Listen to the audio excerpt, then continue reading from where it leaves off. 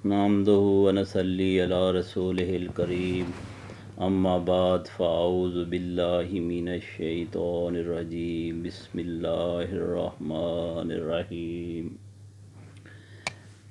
پیارے ناظرین، پیاری بہنوں، پیارے بھائیوں، تمام دوستوں، السلام علیکم۔ آج ہمارا 17واں سپارہ جو ہے اس کے سپارے کے اندر آنے والے مضامین کے اوپر تھوڑی سی بات کریں گے، اس کا اجمالی سا جائزہ لیں گے۔ تو اس پارے میں سورۃ انبیاء اور سورۃ حج کا ذکر کیا گیا ہے۔ ان دونوں سورہ مبارکہ میں ہم جو باتیں اللہ پاک نے ارشاد فرمائی ہیں ان کے بارے میں تھوڑا سا ہم اس کے اوپر بات کریں گے۔ تو سورۃ انبیاء جو ہے اس میں 3 باتیں بیان کی گئی ہیں: قیامت، نمبر 2 رسالت کے بارے میں ذکر ہے، نمبر 3 توحید کے بارے میں ذکر ہے۔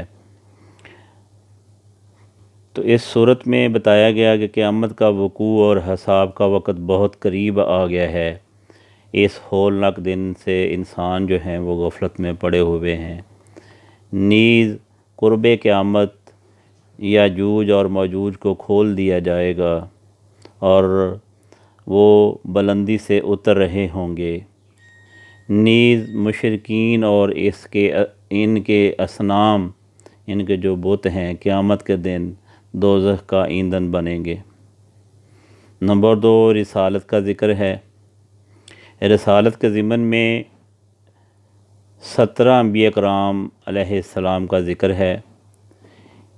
یہ 16 سپارے میں بھی اس کا ذکر ہوا تھا، جیسا کہ حضرت موسیٰ علیہ السلام، حضرت ہارون علیہ السلام، حضرت ابراہیم علیہ السلام، حضرت لوط علیہ السلام، حضرت اسحاق علیہ السلام، حضرت یعقوب علیہ السلام، حضرت نوح علیہ السلام، حضرت داؤد علیہ السلام، حضرت سلیمان علیہ السلام، حضرت ایوب علیہ السلام، حضرت اسماعیل علیہ السلام، حضرت ادریس علیہ السلام، حضرت ذوالکفل علیہ السلام، حضرت یونس علیہ السلام، حضرت زکریا علیہ السلام، حضرت یحییٰ علیہ السلام اور حضرت عیسیٰ علیہ السلام۔ ان 17 میں سے کچھ انبیاء کرام جو ہیں کہ قصے قدر تفصیل سے بیان ہوئے ہیں، باقیوں کا تذکرہ جو ہے وہ اجمالی سا ان کا ذکر کیا گیا ہے۔ انبیاء سابقہ کے قصے بیان کرنے کے بعد فرمایا گیا کہ محمد رسول اللہ صلی اللہ علیہ وآلہ وسلم دین اور دنیا میں دونوں جہانوں کے لیے رحمت ہیں۔ آپ نے اللہ کا پیغام انسانوں تک پہنچایا، مگر جب ہر قسم کے دلائل پیش کرنے کے بعد بھی لوگ نہ سمجھے تو آپ نے اللہ تعالیٰ سے دعا فرمائی۔ اس صورت پر یہ دعا ختم ہوتی ہے۔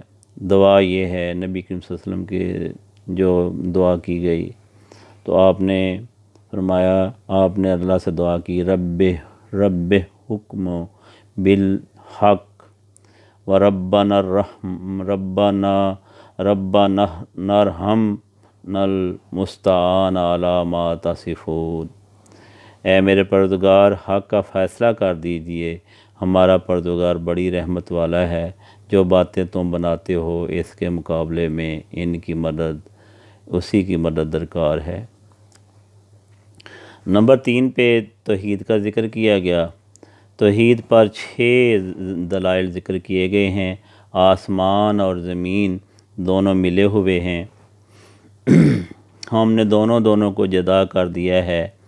ہم نے ہر جاندار چیز کو پانی سے بنایا ہے۔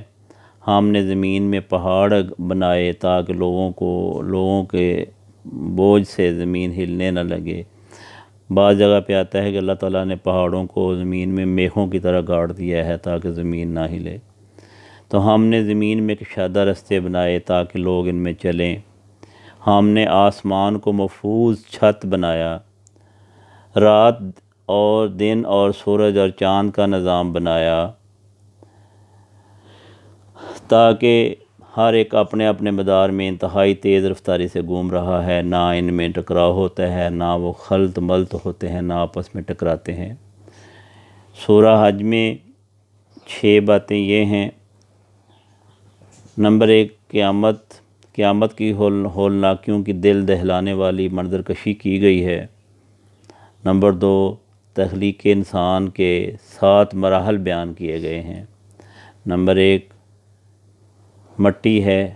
نمبر 2، منی ہے، خون کا لوتھڑا ہے، بوٹی ہے، بچہ ہے، جوان ہے، بوڑھا ہے۔ تو یہ ان سارے مراحل سے انسان کی تخلیق ہوئی اور آخرکار انسان اپنے رب سے جا ملتا ہے۔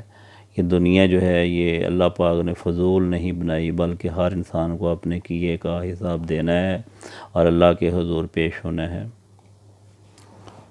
تو ملل اور مذاہب کے 6 گروہ جو ہیں، مسلمان، یہودی، سابی ستارہ پرست کو کہتے ہیں، عیسائی ہے، مجوسی جن میں چاند اور سورج اور راہ کو پوجنے والے لوگ، مشرک ہیں جن میں بت پرست شامل ہیں۔ نمبر 4 جو ہے وہ حضرت ابراہیم علیہ السلام کا اعلان حج ہے۔ حضرت ابراہیم علیہ السلام نے جبل ابی کا کیس پر کھڑے ہو کر حج کا اعلان کیا تھا۔ یہ اعلان اللہ تعالیٰ نے اپنے قدرت سے زمین و آسمان میں رہنے والوں تک پہنچا دیا تھا۔ نمبر 5، مومنین کی 4 علامات ہیں، اس میں جو بیان کی گئی ہیں کہ وہ مومن جو ہیں وہ اللہ کا خوف رکھتے ہیں، مصائب پر صبر کرتے ہیں، نماز کی پابندی کرتے ہیں، نیک مصارف میں خرچ کرتے ہیں۔ نمبر 6، دیگر احکامات، مناسک حج، اقامت صلاۃ، ادائیگی زکوٰۃ، جانوروں کی قربانی اور جہاد وغیرہ کا ذکر کیا گیا ہے۔ تو ناظرین اکرام، یہ تھوڑا سا ہم نے جائزہ جو ہے اس کا پیش کیا ہے۔ تو اس کے بعد آنے والے مضامین اور آنے والے سپاروں میں اس کا تذکرہ کیا جائے گا۔